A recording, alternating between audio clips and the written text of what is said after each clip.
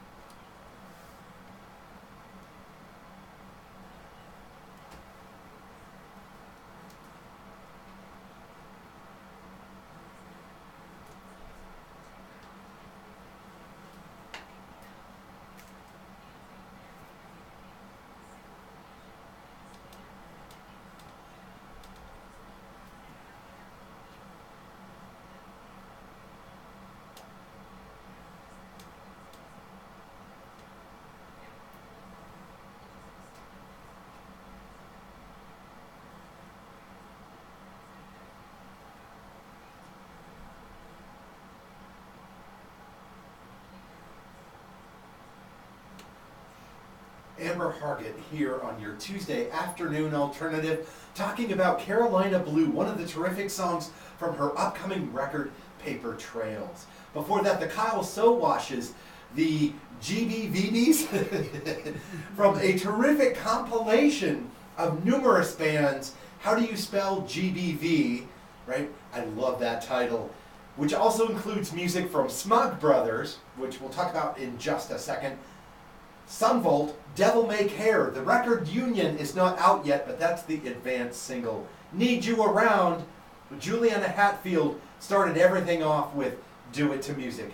Speaking of Smug Brothers, I am joined here in studio by none other than Dayton legend Don Thrasher. Hello, hello. How are you, Art? I'm good. How are you, man? I'm awesome. Great to see you, as always. It is good to see you, too. And thank you for the vinyl. I want to publicly thank you for that. You are welcome. Thanks for playing our stuff, man. We appreciate your support and all you do for supporting all the music around you. You are so most welcome.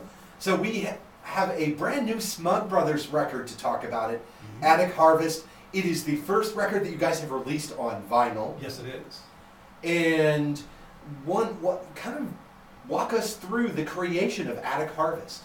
Well, I mean, you know, we've been together, this will be 11 years this year. I don't know what the exact month is, but so that Kyle and I first started working together. Of course, he had the group going before that even. So, and when we first got together, he and I would get together, he'd show me the song, and we'd lay it down on 4-track, and then we would go in with Daryl Robbins and do overdubs and things like that. And we did that for quite a while, and kind of used that process, and then, this is a roundabout way of getting to it, and then we went in and we did Woodpecker Paradise. We actually kind of worked up the songs in advance and went in and recorded them as a full band with Daryl Robbins, which was the first time we'd really done a whole session like that, which is how most bands work, but it's just not how we had done it from the beginning. When Kyle and I first got together, we didn't have a real band. We weren't playing live. We did the first record, and it was basically me and him and Daryl Robbins, and then there was Mark Betts played on a few things, and Jason Shorts on a few things, and it was just kind of like a collective to put that one together. But so anyway, and then when we did Disco Maroon, we went up with Micah Carley, and we did the same thing. Kyle demoed the songs, he and I demoed the songs, and we really put a lot of work into pre-production and getting that together, we went in and recorded what I think is a pretty big rock record with him.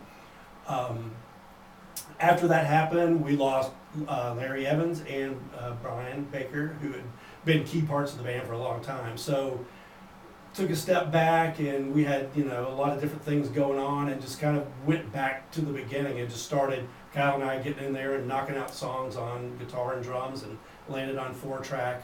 But this time for Attic Harvest, instead of going to Daryl or Micah, Kyle did it all himself. He got some new hardware, some software for his computer, and some new outboard stuff too, some new mics and different things, and he's been kind of stepping up his situation there at home, and he did everything on this himself. He played all the bass on it too, as well as guitar, and sang and wrote the songs, and I think he did a great job on it. I'm really proud of how this turned out, and it was a lot of fun kind of going back to that old way. Not that it wasn't fun working with Micah and Daryl, because it always is, and we learned a lot and made some great stuff, and but it does take a lot longer to do it that way, and Kyle and I are both a little impatient. We like to get in and knock things out. He's got a lot of songs in the hopper waiting to be attacked, so there's always a little pressure to maybe get in and knock some more stuff out. Not pressure, but we definitely want to do it because we love to record and make music and do that. So if we can, we'll do it. And we've got a bunch of stuff that we've already started working on moving forward, and we have a new guitarist,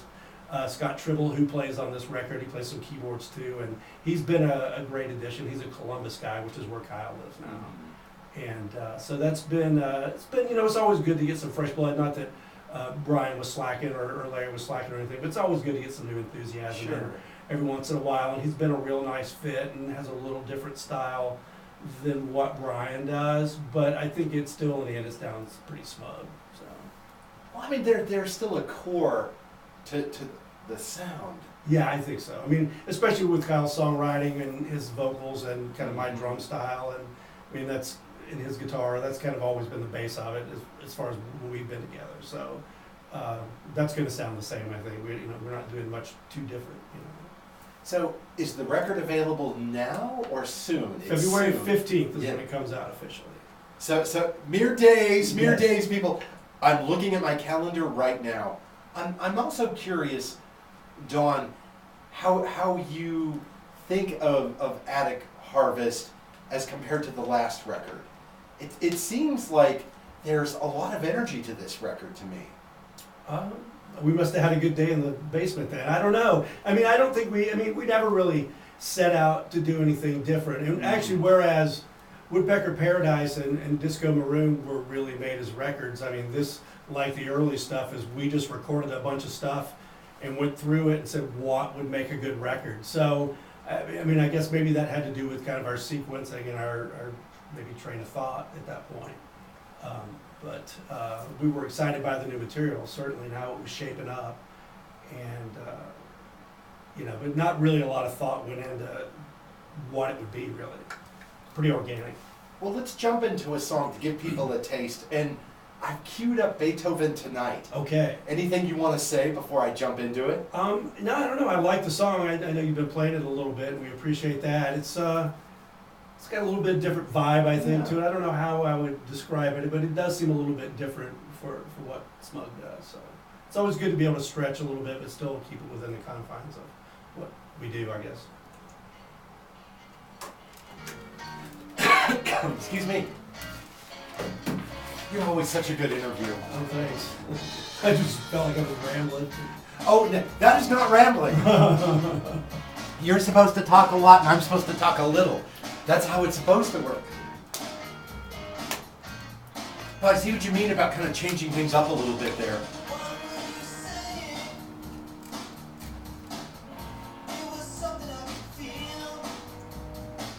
I know this sounds pretty good for doing it at home. Yeah, I mean, I think so. I'm pretty happy with what he got done. And I mean, I know he called up Daryl more than one time and asked him to coach him through some stuff. He's using the same software that Daryl used, and that's kind of why. Because he'd work. Well, now there's a guy who can capture sound. Yeah. and Daryl's doing a ton of projects. It seems like every time I turn around, he's got something new coming. I'm like, man, when do you sleep? Don't you have a job? Yeah, I mean, he works, but I mean, I think like a lot of us, he doesn't get out much. He's home a lot, and he's home. He's a pretty creative guy. It seems like he has no end of the ideas he has. Yeah, oh sure. And then he'll jump, you know, kind of electronica stuff, folky stuff, rock stuff. Kind of Yeah, the company man stuff feels so 70s to me. I can see that. I mean, in a good way. Yeah. Maybe I should qualify that. As a kid of the 70s. I mean, I think, you know, I'm 53, so I'm just a little behind you. Yeah. But in many ways, you know, a lot of those records I was listening to that were formative was stuff from the 70s. Sure. You know, or late 60s or things, you know, that I was picking up. You know, that somebody else said, even though this came out 10 years ago, you need to listen to this. Okay. Right. Yeah, absolutely.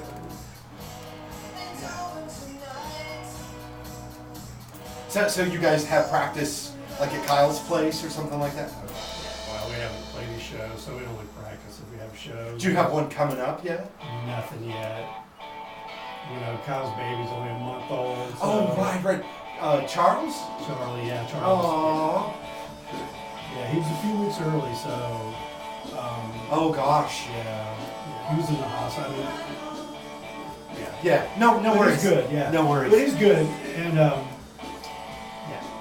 Well, I mean, it's always, it doesn't matter when the baby comes. It's chaos. Oh yeah, absolutely. You know, it's I've been through that a couple it's a of lot times. going on, and we purposely haven't scheduled anything. Yeah. Oh, right. Of course. New dad, but we also weren't going to hold on to the record too. I mean, we Yeah. could have just waited and put it out and played Yeah. some shows, but I think I mean, we're just going to put it out and roll with it, and yeah, we'll play some shows later this year. Like I said, we don't have a bass player at this point, and you know, we might be. I mean, we're working on that. We're talking to a few people. Yeah. Well, I mean, and it doesn't matter, you know, when the kiddo comes, it's just going to throw your life upside down. Yeah, absolutely. Speaking from They personal do, experience. Yeah. Oh yeah. And it You've been continues, there. and it continues. It doesn't matter how old. Oh yeah. I mean, my oldest is 30, and gosh, we were just texting each other today because she now lives in Baltimore. Right. I got a conference in Baltimore, and I still haven't figured out if they accepted my paper or not. So whether or not I go visit her will depend upon, do I have any financial incentive so I don't lose my shirt to fly out there? Which if you're watching right now, Katie, I love you. Oh, she gets it. Oh yeah. But yeah, those family dynamics are all they're just there, right? But yeah, I really like this song a lot too.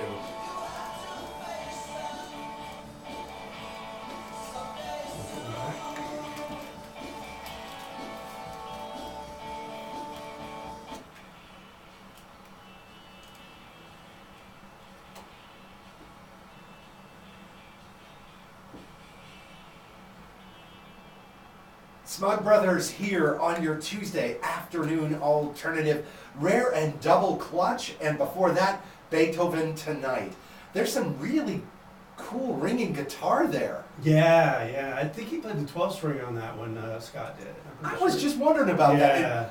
Yeah, we need to bring that out that. more. I love the 12 string. I mean, you know, it's definitely my sweet spot. If I think about it, probably 75% of my favorite songs probably have the 12 string on it. So it's definitely it's a sweet thing. And we were talking about that when we listened to the record recently. Kyle and I were like, yeah, we need more of that for sure. I'm a big fan of that, so definitely consider that, Kyle. Work on that. You guys should work on that. Yeah, absolutely. I just think it adds a dimension. Yeah, absolutely. It sure does. It sure does. But it's easy for us to say because Scott's the one who's got to play it. So Yeah, that's right. You might want to talk to Scott about it too. Yeah. But no, he's a real easygoing dude, and like I said, he's been playing guitar and playing some keyboards and stuff. So that's added some different nice. layers because Brian plays keyboards, but he never really did with us. So it's a nice little thing, and being those guys are in Columbus, you know, they can kind of work on that stuff through the week and do their little thing. And Scott's usually been there when Kyle and I track, but a lot of times he's not doing much but pushing buttons and maybe offering some suggestions. But I think maybe once or twice he has stopped right then and done a guitar part. But usually we try to maximize our time since I don't see Kyle too much. If I come up to Columbus, we like to get as many songs done as we can. So we definitely lock in and try to knock those out. But I think we're getting a pretty good sound in the basement. I mean, we've been pretty happy with it, and working still to get a little better separation, and that's kind of an ongoing thing. But I think even with a lot of recording technology and equipment, you're still struggling with things like that. oh yeah, absolutely. So if you're just joining us, you're listening to your Tuesday afternoon alternative on WUDR, a rock in the Gem City, music in all directions, support your local music scene. We're here talking to Don Thrasher, Dayton music legend and drummer, a musician in Smug Brothers. There's a brand new Smug Brothers record available in just days. Yeah. The 15th, which I believe would be a Friday. Yes. That's how they do it now, not Tuesday anymore. Yeah, new Music Friday, that's right. Well, we started the show because it used to be Tuesdays. Exactly. So we thought Tuesday was a great time because at midnight, all the new music would be available. Exactly. And then they moved it to Friday, and I'm shaking my fist. I'm not sure if that even matters to people anymore. I don't think so. Unless you're really going to go out and get that vinyl or have to have the hard copy, I think. If it pops up on Spotify, you're like, yeah, today's the day. But I don't know. There you go. Because, I mean, sometimes people are now just sneaking out releases without any kind of pre-advance notice or anything like that to try to capture some attention, Well, thank you for making me feel better, Don. So the 15th is when Attic Harvest becomes available. That's right. How can people get a copy? That's a good question. They can go to our Bandcamp, either the Smug Brothers page or the Gas Daddy Go page, and get it there. Locally, although I haven't taken it there, they should be able to get it at Omega Music and Toxic Beauty in Yellow Springs. And yeah, or if you see me, just say, hey man, get one of those records. I'm not opposed to selling it out of the back of my trunk either. So trying to get it in as many hands as we can, because, I mean, as I told you, we're not actually playing any shows right now. Just because of everything going on in our lives, and we're between bass players and this and that. So typical Smug fashion, we put out a record, the most expensive thing we've done, and we're, no way to really try to recoup it, but the kindness of strangers and people we pass at Kroger's on the way out, it's like, hey man, buy my record. So I mean, we're really proud of it, and we will be out playing some shows, and it will be on all the streaming things too. I'm not sure if we're doing that on the 15th, or it might be a shortly thereafter. Yeah, but they will be on all those. So people. Yeah, I have this image in my mind of you with your car and the trunk open. Smug Brothers That's tonight. Right, I'll be there. Just look for me like a food truck. I'll post where I am, and you guys can come too. I don't know if that'll work or not, but I'll try. Well, you are often out and about at shows too, so it is not a joke to say, when you see Don out, talk to him about the record. That's right. Yeah, please. Yeah. So I'm also curious. So I know you guys don't write with an idea in mind, but what led to some of the innovations like that 12-string element? I don't remember that in a previous record. Maybe I'm forgetting a couple of songs here. But it seems like there has been not just an organic process, but whether it was accidental or whether it was intentional, there really does seem to be more added elements. Yeah, I think some of that is Scott again, and he has a lot of sweet pedals and different guitars and effects, and I think just kind of messing around with that stuff a little bit more. I mean, I think he's got a different approach. That Brian Baker was not a guy with like a million different pedals trying to. Sure. That many different effects, especially with us. I mean, so that's just Scott's kind of approach, and it's definitely, I think, given some different layers sonically to the music, which I really dig. I mean, I think he's doing a heck of a job. Oh, absolutely. So I'm also curious, Don, as the kind of encyclopedia of Dayton music that you are, how do you see Smug Brothers in that kind of history of Dayton music? Oh, geez, I hadn't really considered that. I don't know. Because so people like us, I don't know. I'm one. I think there are quite a few people who like you. I've been to shows, there are crowds. Right, yeah. But when you think about, Dayton music, where do you see Smug Brothers in that? I'm just proud to be part of this community. I mean, there's so many talented songwriters in this town, and that's the thing about Dayton. And I think I've talked to you about this before, but it's a town based on songwriting. It's not based on a certain sonic sound, and it's like you got to have the songs, and that's something that you can, if you look at Boxcar Suite or the New Old Fashioned, or I mean, you can name anybody, Andy Gabbard, or even the Buffalo Killers, not even, but the Buffalo Killers also. But just, I mean, it goes on and on. I mean, Amber Hargett, who you played before, is new, but I mean, she's a heck of a songwriter, and that's, not only can she sing her butt off, but she's got these songs, you know, and it's like, people, you know, she's new to the scene and putting out her first record, but people are already kind of perking up their ears. She's been playing some shows. Not to mention she recorded with Patrick, and like everybody coming through there, I think maybe guested on her record at one time or another. She's got some heavy hitters on there. So. Yes, she does. So that's so it's, you know, it's exciting. But you got, like, you know, Todd Widener, who is just now leaving town. A guy from Shrug has been hugely influential on this town, and he's no slouch of a songwriter, hell of a wordsmith, and writes great hooks. And I mean, I think that's what people connect to, and I think a lot of that goes back to Canal Street Tavern and the emphasis on being able to do original music and write songs, and also be able to play them with acoustic guitars. And, you know, and that's the mark of a great song. If you can sit down and play the same thing on an acoustic guitar and it holds up, that's a great song. And there's nothing wrong with building things up with beats and doing different things, and you can still make a great song, but it's going to be hard to sit down and play it on an acoustic guitar unless that element was in there before. So I think.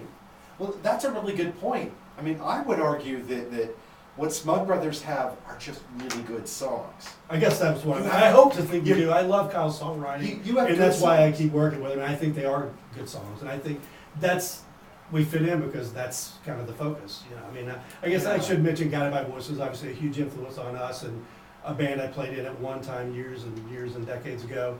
But I mean, there's a guy that, I mean, songs are paramount. You know, if you don't have the songs, you know, you're not gonna make it. And people, that's what people relate to, and that's why a group like Journey can have a different singer, and people are still gonna go see him. He sounds like the guy, but it's the songs are bigger than anybody. I mean, you see that with NXS or whoever's got a new singer that wasn't originally their singer. Stone Temple Pilots are gonna be out, or they're out now.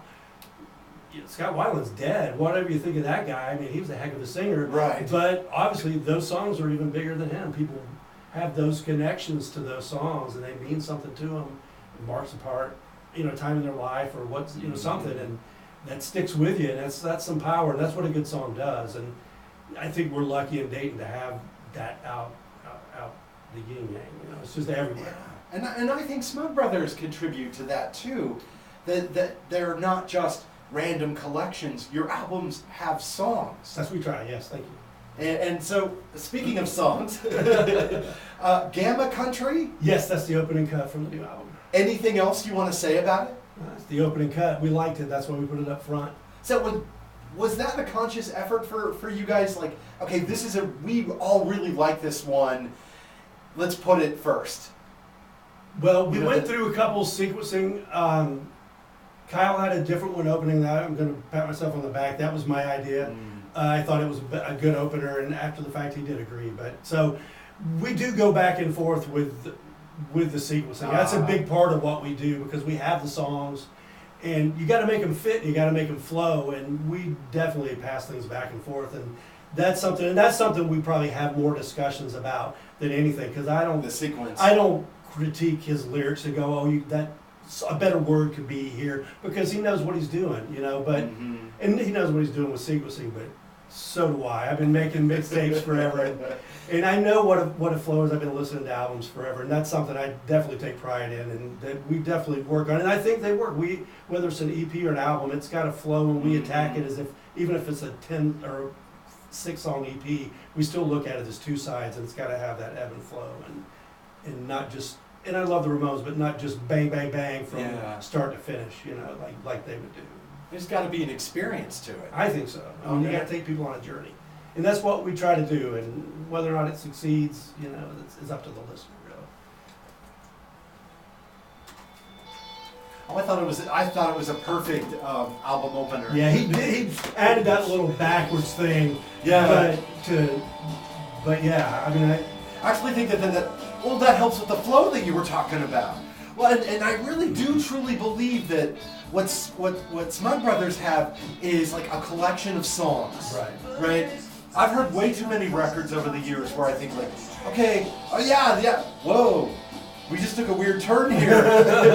You know, when you're listening to a record and suddenly it veers in a totally unexpected direction. Right. And sometimes that's cool. Yeah. And sometimes that works for an artist or for a band. But then there are many times where you're like, why is this here? Right. It's like, I wrote this critique on our blog when U2 had the celebration, the anniversary tour for Joshua Tree, and I'm like, Right. why is Mothers of the Disappeared tacked on at the end? Right. It doesn't belong there. Yeah. It doesn't What belong is on the that? record. What is that? Right. Which was just, you know, I'm sure they're really worried what Art Gibson thinks about Joshua Tree 20 years later. Yeah. Well, Which, you know, I mean, but it speaks to the point about the flow. right. And, you know, in our earlier days, I mean, we like discordant stuff, and there's a little bit, probably some more weirder, noisier stuff on the earlier stuff, and I think as we moved along, we've kind of made the weirder stuff a little more musical, a little more melodic, maybe, and I think, I don't know if that was a conscious thing, but we kind of, because there's still some weird stuff, crazy, noisy stuff in there that doesn't always make it. Well, sometimes you just have to be experimental. And we like the pop stuff, you know, I mean, that's, Well, like a song like this or Hang Up, I mean, they're hooky, right? I mean, there is a couple of different hooks operating in this, well, even in Hang Up too, which I think of was one of those interesting songs where I would get phone calls from people, who is this new band? Right? Like, you know, this is a brand new song, never heard of this before. I'm like, well, this band's been around for a decade. But, you know, bless their, you know, I feel like Southern here, bless their heart. They just never heard of you guys, but then when you hear a song that's like chock full of hooks, right. there's a reason why they're called hooks. Absolutely. And that's the thing, one hook's not really enough, you know, if you want to sell a song. Well, I always feel like you need like a rhythmic hook, you know, whether it's drums or something else, something rhythmic. Right. But usually it's drums. In the music I love, it's drums. There should be an element of guitar that pulls you in, the way the vocals delivered. You know, a really well-crafted song has 2, 3, 4 layers of hooks. Exactly. But man, that's got to be hard to create, you know, when you're working on it. That's why it's good to have more than one person doing it. Oh, I know. So are there times when you guys are just throwing ideas at one another, or, hey, what do you think of this, or what do you think of that? You know, as you're kind of feeling your way organically through it? Yeah.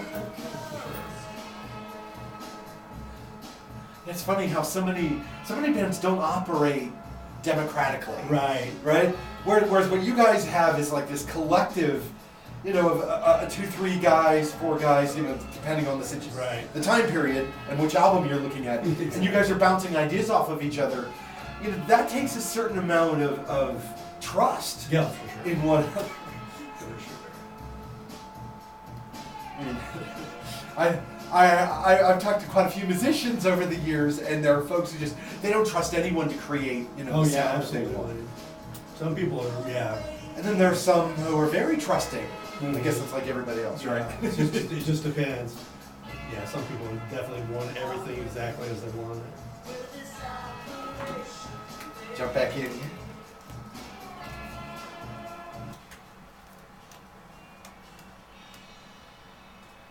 Brand new music from Smug Brothers. You can't quite get it yet. It's coming out real soon, I promise. In fact, mere days on the 15th. Yes. It will be available That's for right. you. Operate, let me see if I can get this. Operate the Pandemonium. There's another word in there. Pandemonium Register. Operate the Pandemonium Yes, Register. there you go. Which of course is my question for Kyle. What's a Pandemonium Register? I have the sense that it means something really interesting, but I have no idea. Exactly. He can be oblique at times, and but yeah. Oh, but that's okay. Oh yeah, for sure. Yeah. You can read into it what you want, but believe me, he knows what he's talking about when he's singing it. So. And before that, Gamma Country, both songs from the brand new record, Attic Harvest, which is now going to be made available on vinyl. Yes. You guys must be so excited about that. Yeah, we're stoked. It's been a long time since I've been on a vinyl release, but this is the first time Kyle ever in his history of making music has been on vinyl, a full album. We did have a song on the Aqua Bear compilation. Oh, right, yeah. But to have a full album of our own stuff, that's the first. It's pretty exciting, especially for people who grew up on vinyl. Like he and I both did, and still listen to vinyl. You know, it's great. It sounds really good. I mean, it's no joke that the vinyl definitely gives it this warmth that you're not getting digitally. It's just a different thing for sure. Well, I most certainly agree with that. Although, you know, people listen to music however they listen to music. I just think there's an added level to the vinyl for me. Yeah, absolutely. Absolutely. If you're just joining us, this is your Tuesday afternoon alternative on WUDR, Dayton, Ohio. Support your local music scene. We're joined here by Don Thrasher of Smug Brothers, among other projects, notably a longtime columnist for the Dayton Daily News. The guy knows a thing or two about music, I'm just saying. Well, thank you, sir. Just throwing that out there, people.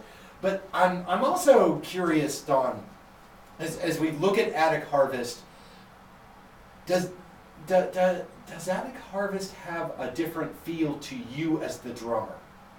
I mean, I think it has a little different feel. I mean, not from what I'm doing per se, but I just think overall, especially sonically, and again, not to go back to Scott, but I mean, he's definitely really given us some different layers sonically that I like, and like I said, I don't think it changes what we do, but it definitely adds a little different flavor and a little bit different depth at times to stuff.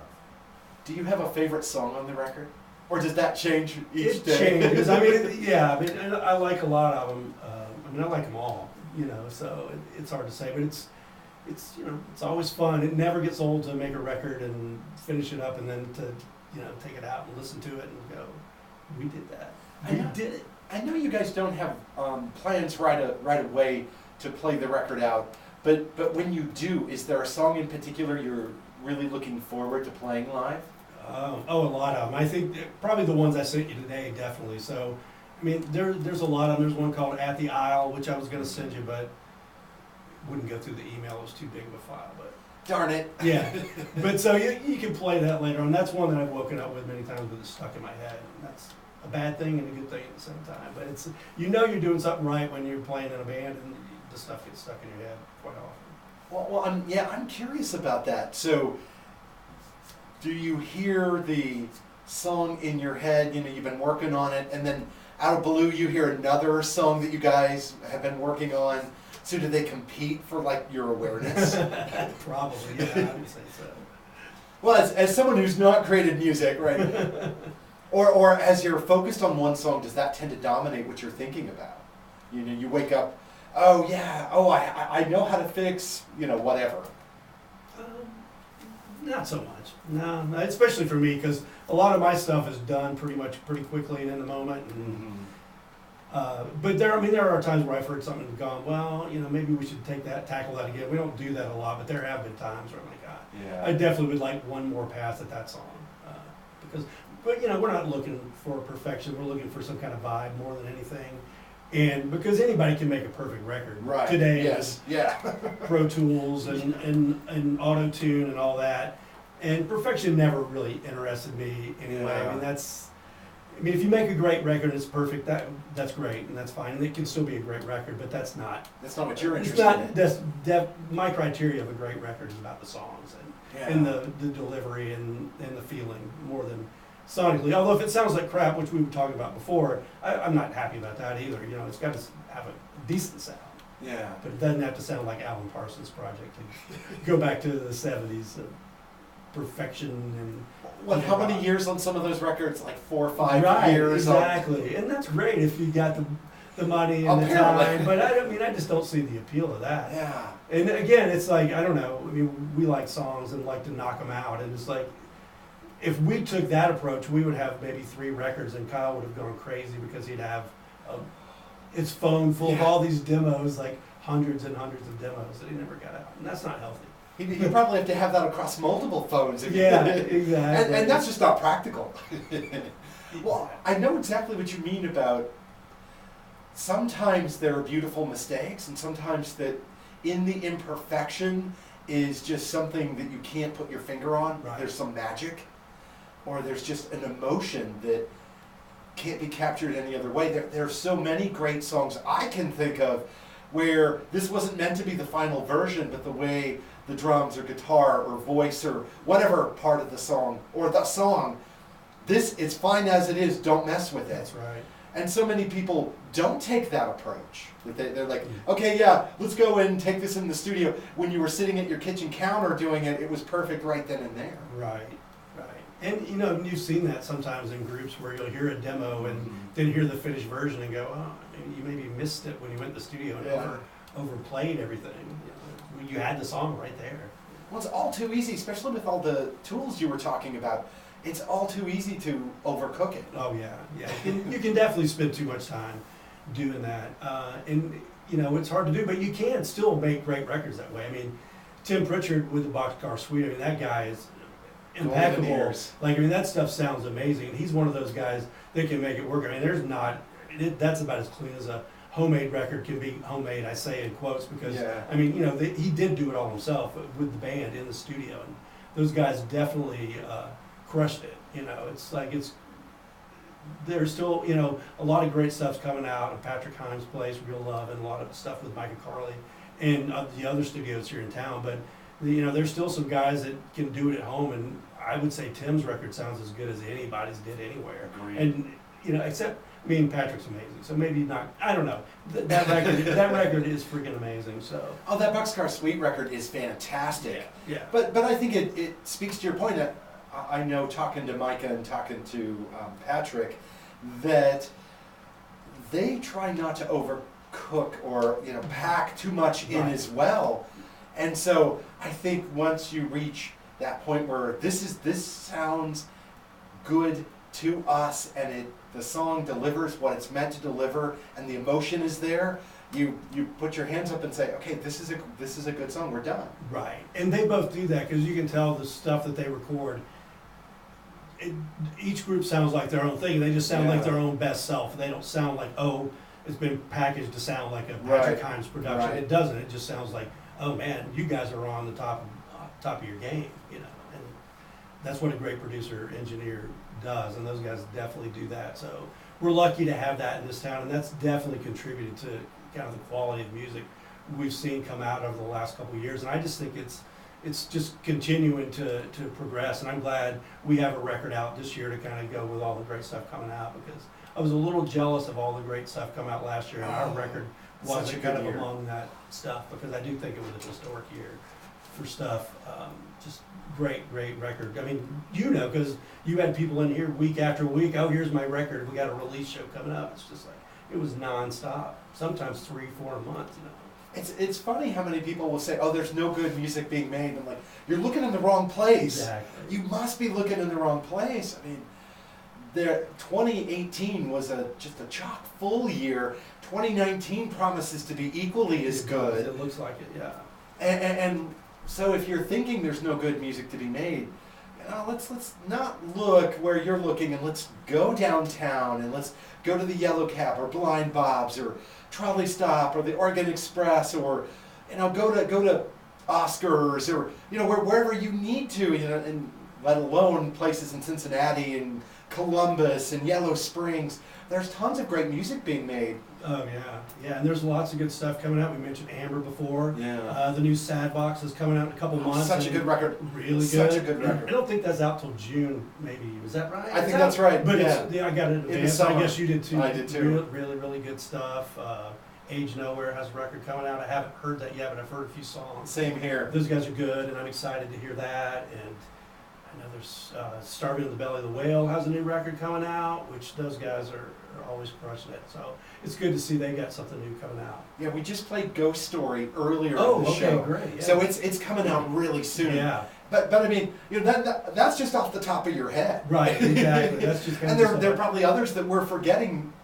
It was just incredible. I know we were talking off air before we started that no matter what your interest is, no matter what style you like, if you like punk, there's Raging Nathan. Right, Excuse exactly. me. If you like country, there's Typical Johnson's, or Mac McKenzie's got a new record coming out.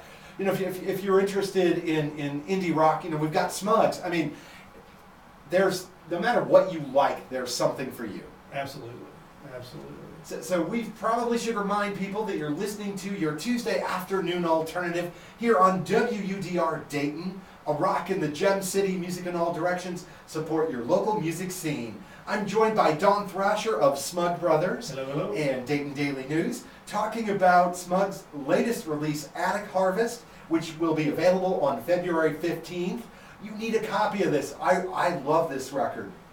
We're going to be playing a few more. I've got Reminding coming up. Anything you want to say about that? Reminding Penumbra? You got it. That's it. No, I like this one too. I don't know. I see Yeah, a pattern Kyle here, writes the Don. song. Kyle writes the song, so it's hard for me to go, well, you know, and this was the song he was thinking about, blah, blah, blah. But I don't know. I think this one is about kind of conflict in Brazil, but I would have to call him up to confirm that. But I like that. I like that. I do not know that. You know, that's fun. Kyle's probably going to call us up and say, no, it's about it. Well, I mean, it's interesting because he cleverly writes in a way where you can interpret the songs in ways that work for you. Absolutely. Right? And that's a skill. Yeah, oh, absolutely.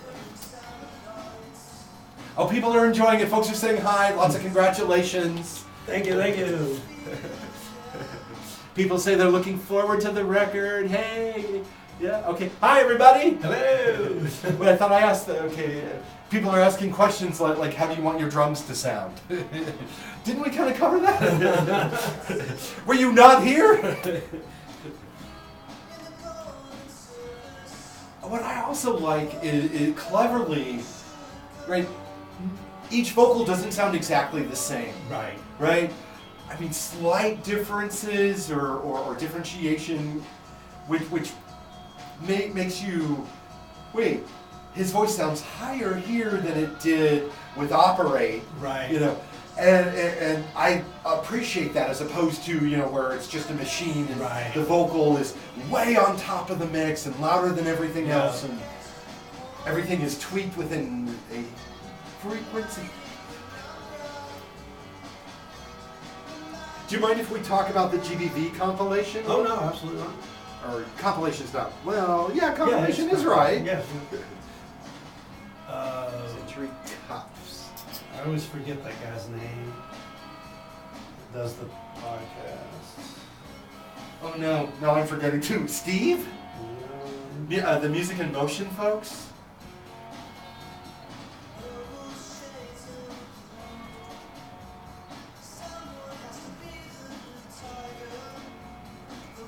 So do people still come up and ask you about GBV stuff? Oh yeah, absolutely. Oh yeah. I mean, Does that ever bother you?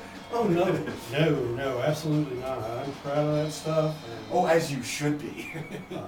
yeah, no. Those are some great, speaking of songs, those are some terrific songs. Oh We're yeah. listening too. Oh yeah, and that new record's out, and that's good too. I haven't heard the new one. Space. I got halfway through Zeppelin Over China. Yeah. What? I haven't heard it yet.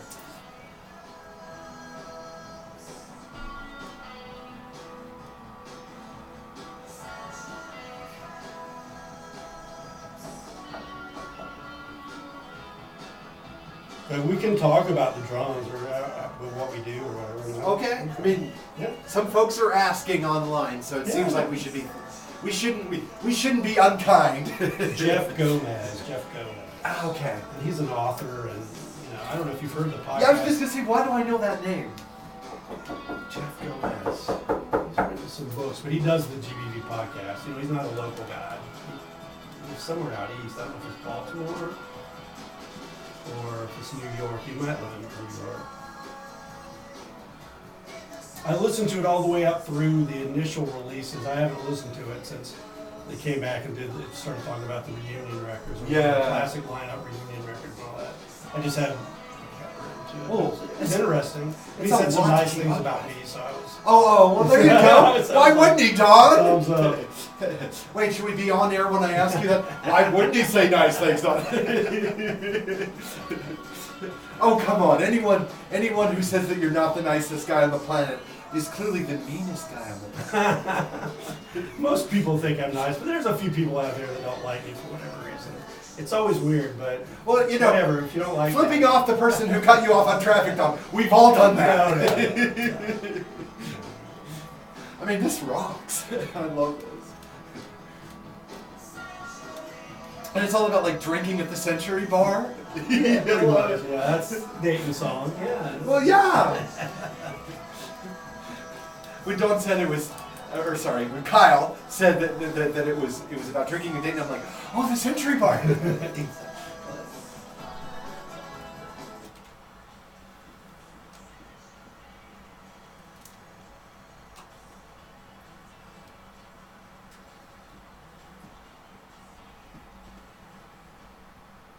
Smug Brothers here on your Tuesday afternoon alternative. We heard Remembering Penumbra, which could be historical, could be about some recent events, we're not entirely sure. And then we heard Century Cups, which is a really cool song from a great collection that's about Guided by Voices, but is not covers, right? It's songs that artists and musicians wrote about GBV. The collection's called How Do You Spell GBV? And Don, I gotta ask you about that. It's a great collection. Yeah, we were pretty excited to be asked to do it. Excuse me, the compilation was put together by a guy named Jeff Gomez. He does the Guided by Voices podcast, Self-Inflicted Oral Nostalgia, which has been out since last year, and it's a really good podcast. And he just takes each album for Guided by Voices and breaks it down and talks about it and everything. But anyway, he put this compilation together, and it's songs either about Bob Pollard, Guided by Voices, or the mythological town of Dayton, Ohio. And so ours isn't about Bob specifically, but it's about being at the Century Bar and drinking and that kind of thing, which is a Dayton thing for sure, and fits in with that kind of Guided by Voices and mythos as well. Yeah. But there's some really cool acts on there. Some I've never heard before, but the Kyle So Washes from Columbus are on there, song. friends of ours, and big GBV fans and great dudes, and so that's pretty exciting. And Graham Rapolsky's on there, who's a guy I like quite a bit, and I'm blanking on some of the others, but it's really cool, and it's on Bandcamp, and you can download it for free. Yeah, so. I mean, just for the Kyle Sowash's song and your song, Century Cups, you should download it. It's a really good collection.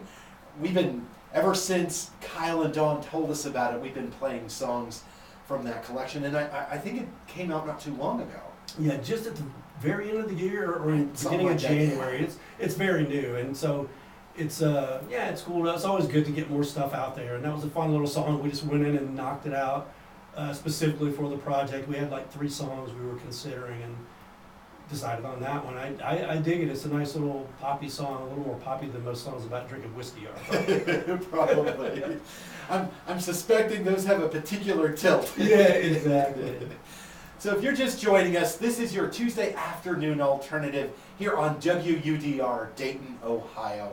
I'm here with Don Thrasher of Smug Brothers, the Dayton newspaper and Dayton music legend. I don't want to say that you're part of that mythology, Don, but you kind of are. Oh, well. If you stick around long enough, by default, you become part of that mythology. It just will not go away.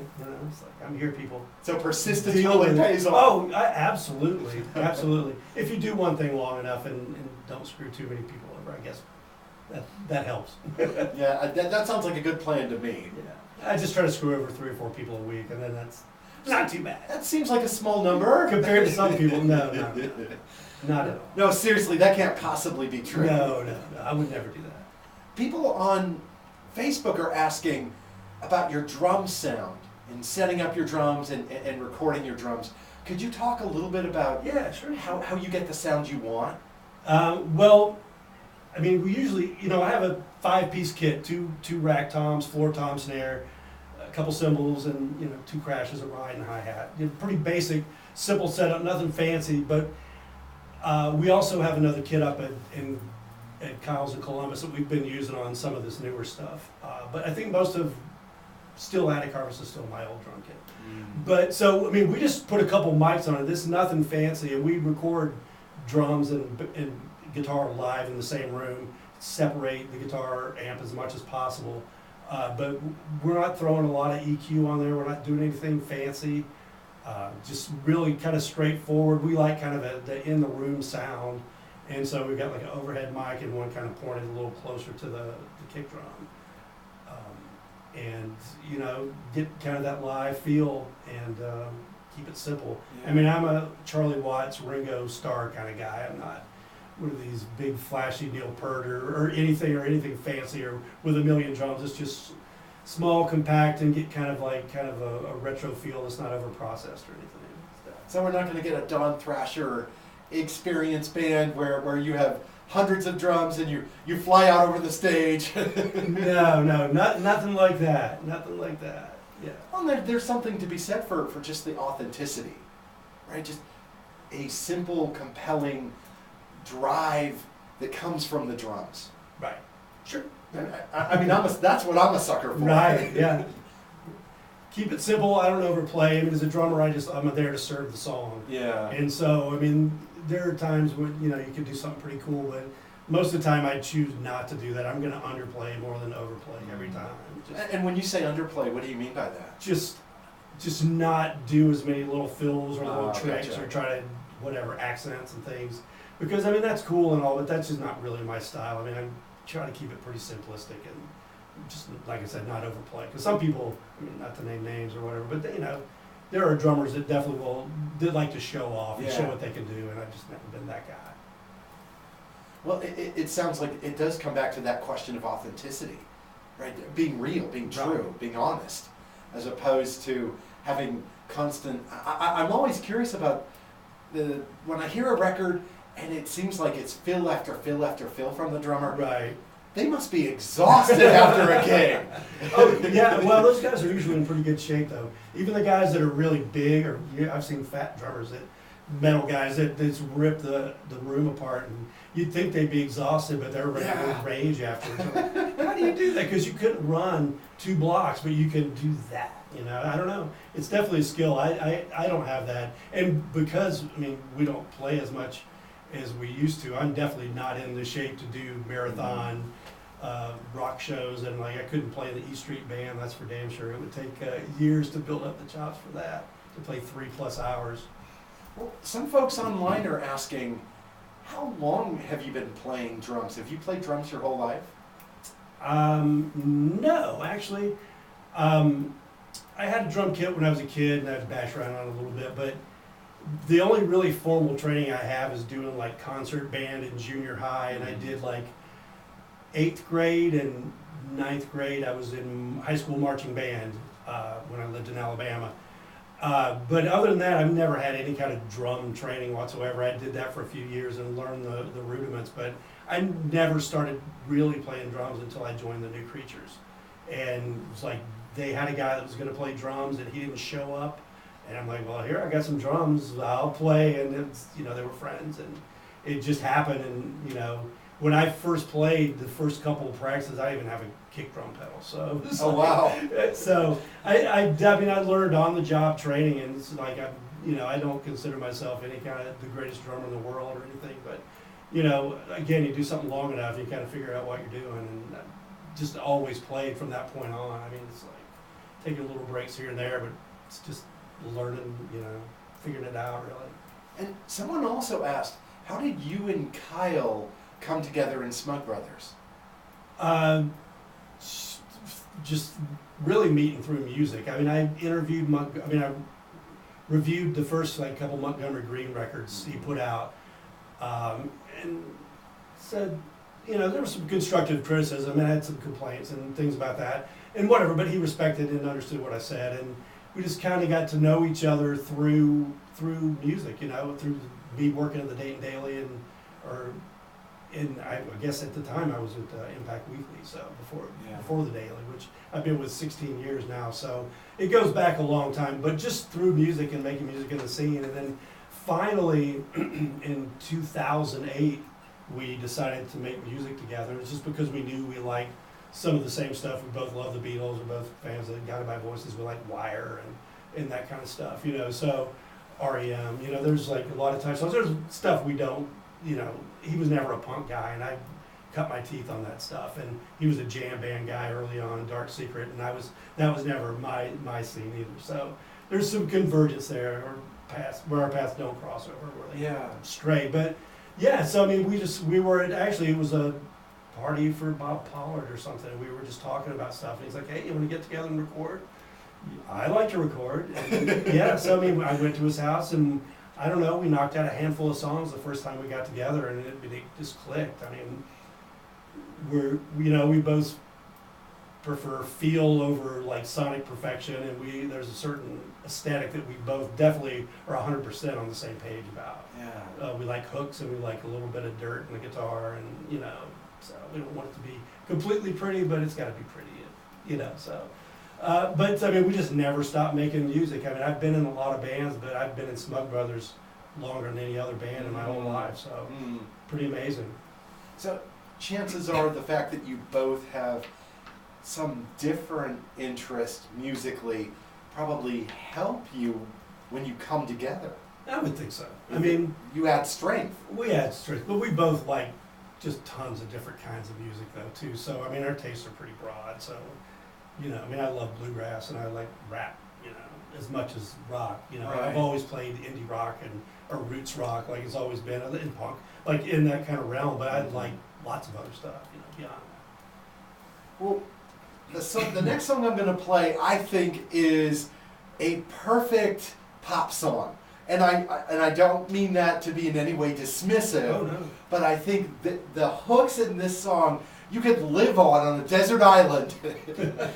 and so I'm curious what your thoughts are about this song. It's not on Attic Harvest. It's on Disco Maroon. It's on Disco Maroon. But the song is called Hang Up. And I'm wondering what your thoughts are about that song. Oh, I love that song.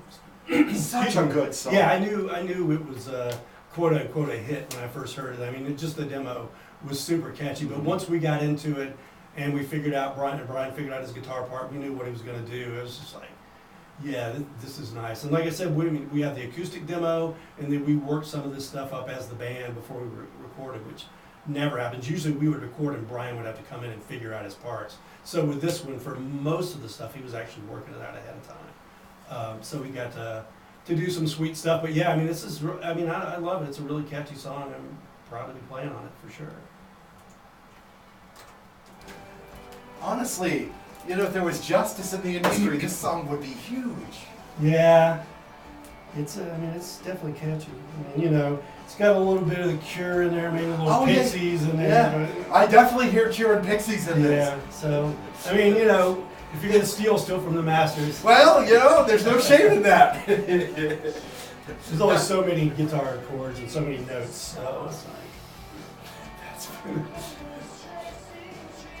Let's see. I think I've played everything from Attic Harvest that I have. Let's see. So I can play Official or Truly Awake or Talk at the Gates or Fluid, Register from the Molecular Track, Get Some Sweet. Play Get Some Sweet, that's cool.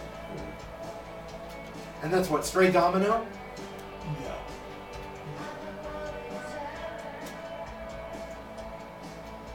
Now, honestly, it's just a great song. Yeah, and when he put in that little Pretenders little guitar. Yeah. That was like a late ad, and I was just like, oh my god, that is fucking. Just takes it. It's ridiculous. Yeah, that's what that is. I can remember embarrassing Tracy. Should I turn off the? I think the first time I heard this when you guys played it live was like, I'm like, I'm moving around, and I am not a guy who should be allowed to move around. Sometimes the music moves you. Oh, it's just catchy as hell. One time, I played this, and so somebody called, and it was like one song later, like, oh, I missed it. I'm like, I'll play it again. I have no problem with that. Oh my god. Well, we appreciate that. Oh, it's a brilliant song. And it's neat that you, with all your songs, like, you feel, what you've created, right? Oh, how wonderful it is to have that experience. I'll never know that. Pretty amazing. This has that. Yeah, this is one we recorded for Disco Maroon, and it didn't make it just because we felt there were too many rockers. Okay. Okay. I'm really proud of the sequence. See, this is a great song, too. Yeah, it is. And This next to Hang Up could have worked. Oh, it totally would have fit. It was just, I mean, I think the sequencing on Disco Maroon is 100% perfect. I mean, we worked hard on it. It's a good It's album. completely balanced, like in every way. Yeah. There's like every side one has a counterpoint on side two, and I mean, I love those songs. I'm really proud of that record. Again, sad we put that record out and played like only a couple shows, you know. So Well, I mean, life gets in the way. No, that was a good record. Oh, and you should probably tell people you love them because they're. Oh, I love you too, everybody. Thank you. Okay, the usual questions. What are you listening to now? Is that okay to ask you? Like, what It else you're is, listening but to? I'm not going to remember because it's pretty much Sad Box and Amber Hargett and Starving Belly. I would just point it like, well, whatever's on here.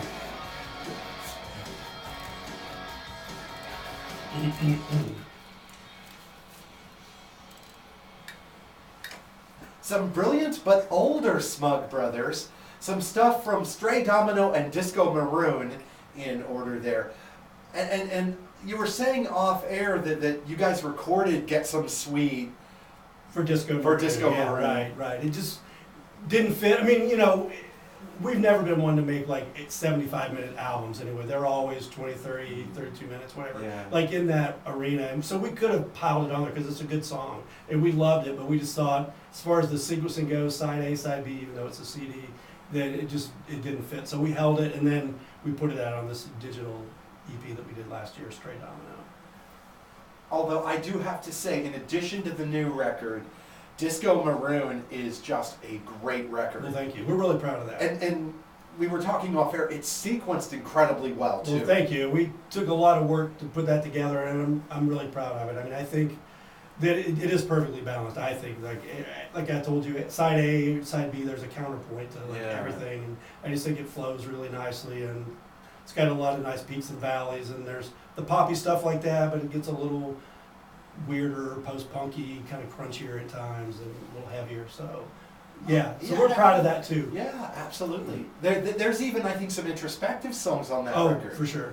I mean, there are a couple of songs where I again, towards the end of the record, there are a couple of songs where I think, if I could talk to Kyle right now, he probably wouldn't answer my question. So, is this song as deeply emotional as I think it is? And to which I'm going to answer for Kyle. Yes, it is. Yeah. Of course it is. If you're just joining us, this is a delightful Your Tuesday Afternoon alternative, only because this man is here in the studio. Oh, it's Don great to see Thrasher, All Smug Brothers. It's great to see you, man. It's so good to see you. Yeah, we've been talking for a while. I didn't realize it's already after 5 o'clock. Yeah, Man, yeah. I'm just rambling on. So many people. We gotta say our goodbyes soon. I know, doesn't that seem wrong? But people are asking like what you're listening to right now. You got any sense of that? Well, besides everything. I do, but I mean, I listen to a lot of local stuff. So I mean, literally, like the stuff we mentioned before, the Sad Box and Amber Hargett and Starving in the Belly of the Whale and some of that stuff. The new Guided by Voices. Zeppelin Over China, I've been listening to that, really good. Again, I mean, that's been done for a while. It's pretty amazing that Bob held on to that, knowing him like he is, and how he's so impatient that he had it done for so long and actually kept to his word and released it in 2019. But it's well worth the wait. And I tell you, that band he's got now is smoking. I got to see him in Columbus last year, and man, you know, everybody sings and everybody just slays whatever they play, their instruments. It's just a beast of a machine, and they just plowed through the songs. No opening act, just song after song after song. So that's pretty impressive, and it's great to see, you know, he's still doing so well, you know, all this time. But I've still been listening to so much of that great stuff that came out in 2018. Andy Gabbard, who we didn't mention before, I love him. Great. I'm a huge fan of him, and I never can get enough of when he puts something else out, and that record's so great. M. Ross Perkins is another one who I love. Great EP. Great. And I've always listened to his stuff, been a fan for a long time. So that's